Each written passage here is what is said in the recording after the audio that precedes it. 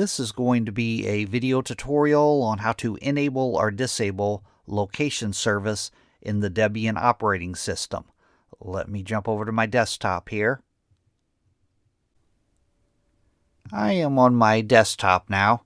To enable or disable the location services, first thing you want to do is open up Settings. I'm going to go up to the upper left-hand corner, up to my little Activities button. I'm going to click there. Then in this little search bar right here, I'm going to type in Settings.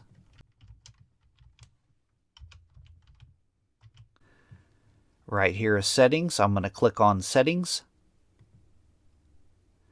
Now in this little dialog box that opens up here, the pane off to the left-hand side, you want to go down to where it says Privacy and click on Privacy.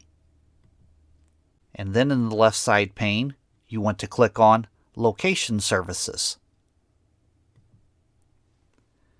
And right up here at the top, Location Services, by default, it's probably toggled on. What Location Services is, it allows applications to know your location. If this is toggled on, you're allowing location services. If it's toggled off, you're not allowing apps to see your location. That is how to enable or disable location services in the Debian operating system. Thanks for watching.